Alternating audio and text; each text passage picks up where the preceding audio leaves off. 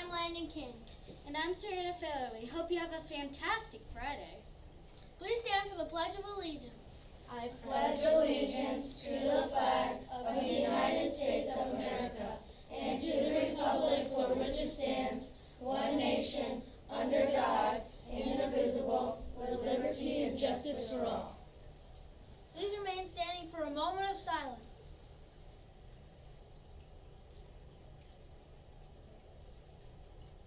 You may be seated. Important announcement. Miss Smith and Miss Motley are having a coin challenge in the RDC. Bring your coins for Coins to Book Challenge. There will be a grade level winner. We're raising money to buy more books.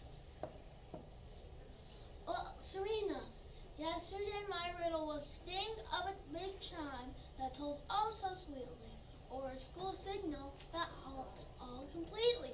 What am I?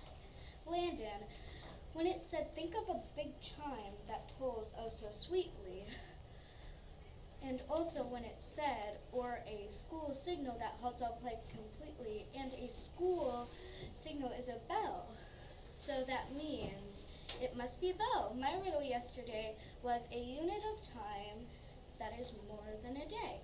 When school is through, you have 2 days to play. What am I? Well, Serena, when it said a unit of time that is more than a day, when school is through, you have 2 days to play. That got me thinking, what is more than 2 days, but is less than a week? I think it's the weekend. Well, here's a riddle for the day.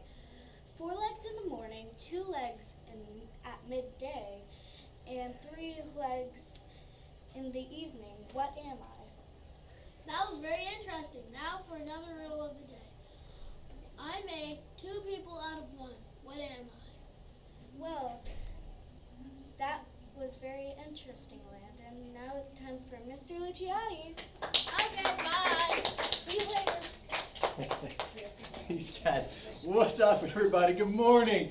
Friday, it's the last day of the week. That means we got today, one more day to bring it, everything that you got. Do your best because then we get a little bit of a break. I just realized I have not covered our last and final Patty Essential. Patty Essential number 28, the biggest one I think of all of them, and that is always be honest. Boys and girls, you got to realize something. Your teachers, all the adults in this building are here for you. We work for you. We are here to help you. We do what we do because we love you and we want to see you be your absolute best. So when you make mistakes, we are not here to get you in trouble. That's not what we're trying to do. We're trying to help you learn and be better from those mistakes. We can't do that if you are not honest. If you lie about it, that only makes it more difficult or impossible for us to help you, number one. Number two, it makes us not trust you moving on. And we don't want to do that. We want to trust you just like we want you to trust us. So always, always, always be honest. Mistakes are going to happen. Be honest, learn from them, and be better the next time. So, with that said, checking out the name jar again this morning, and I was thinking about setting. You guys are talking about setting a lot in your classrooms right now, and what that means. And in books, it's real easy to see the setting because a lot of times there's pictures, there's illustrations. But when you guys write, it's important sometimes to explain or show your reader what the setting is that your story is taking place, because the setting's really important. A couple examples.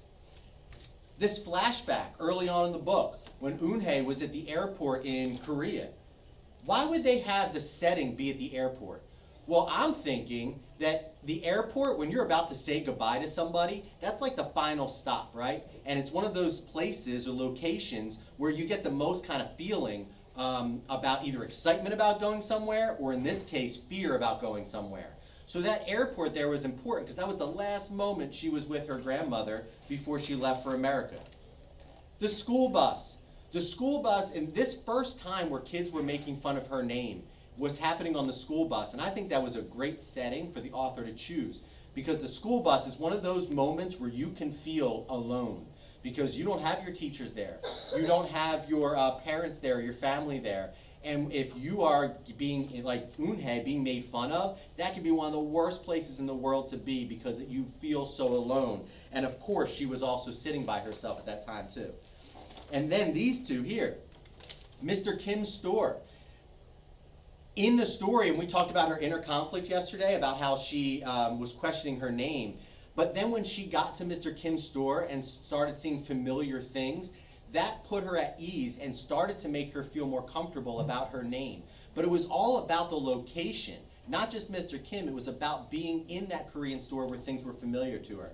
And then while she was at home in front of the mirror practicing her American sounding names, being home in front of the mirror, look, there's no other detail in that picture.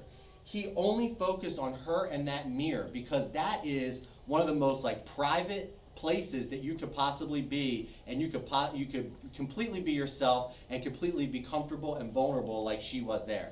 So boys and girls, when you're reading, it's important to pay attention to the settings because they add a lot to the story and help your understanding. 2, when you guys write, you are being authors. If the setting is that important to this author, it should be as important to you as authors when you write. So make sure you describe your settings in your writing. With that, I'm out. Have a great day. Happy Friday. Let's do this together because together we are Happy Strong.